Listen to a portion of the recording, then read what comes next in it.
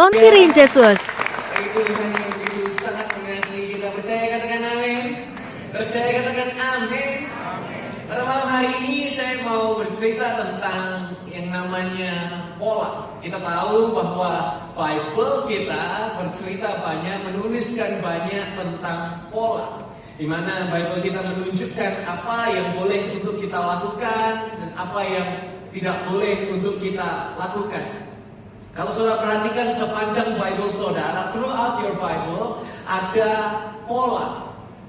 Polanya seperti apa? Dan pola itu sepertinya diulang lagi dan diulang lagi throughout the Bible. Sepanjang Bible kisahnya kita bisa melihat bahwa ada keadaan yang sama diulang lagi.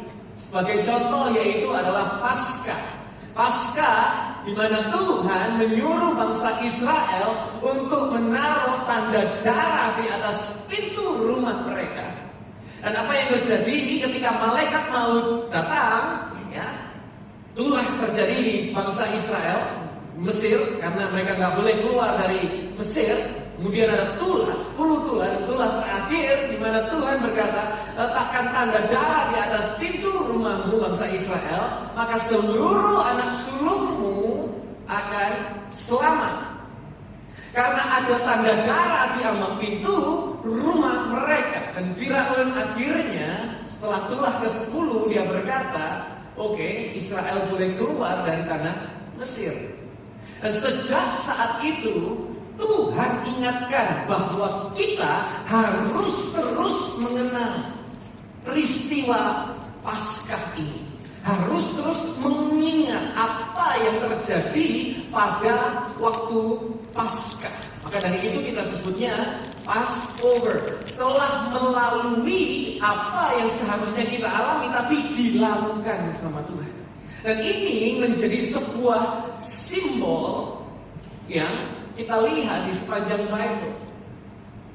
Ketika Last Supper juga Tuhan berkata di mana tubuhnya dipecahkan untuk kesembuhan segala sakit penyakit kita dan darahnya dicurahkan untuk menebus segala dosa dan pelanggaran kita. Dan ini adalah simbol yang Yesus berikan untuk kita mengingatnya, untuk menjadi pengingat dalam hidup kita. Katakan pengingat, 1, 2, 3, pengingat. Ada tandanya, ada sebuah hal yang untuk kita mengingat. Berapa minggu lalu saya baru dari Palangkaraya, dan karena hari itu saya lagi mau tampil beda. Saya pakai celana pendek, kemudian pakai kaos lengan panjang, dan gak seperti tampilan pester pada umumnya gitu kan. Karena saya pikir, wah di Palangkaraya panas. Jadi saya pakai celana pendek, pakai sepatu, dan saya turunlah ke airport. Begitu turun ke airport, saya cari mana yang jemput ini kok gak ada.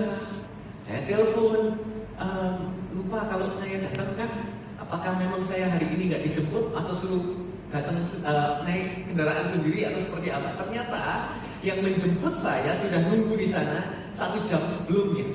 Saya di sana nunggu selama setengah jam kemudian nggak ketemu. Kenapa? Karena nggak ada tanda pengenalnya. Mungkin dia berharap seorang pastor yang pakai baju rapi gitu, sedangkan saya datang dengan celana pendek. Gitu kan. Akhirnya kami berdua tunggu-tungguan. Kenapa? Nggak ada tanda pengenalnya. Begitu juga dengan urapan Tuhan. Banyak orang yang melupakan esensi dari pengurapan minyak. Kita mau lihat apa sih yang Bible katakan tentang pengurapan minyak. Di Keluaran 30 ayat yang ke-25 berkata begini, haruslah engkau membuat suatu minyak urapan kudus, suatu campuran rempah-rempah, suatu karya seorang peramu, itulah minyak urapan kudus. Jadi bentuk daripada minyak urapan itu secara spesifik Tuhan nyatakan bagi kita, dan di bawahnya kita diberitahu fungsi daripada minyak urapan. Dan ternyata bukan hanya pada waktu zaman Musa saja, tetapi di Keluaran 30 ayat 31 berkata, haruslah engkau bicara kepada Bani Israel dengan mengatakan, inilah minyak urapan kudus bagiku, bagi generasi-generasimu.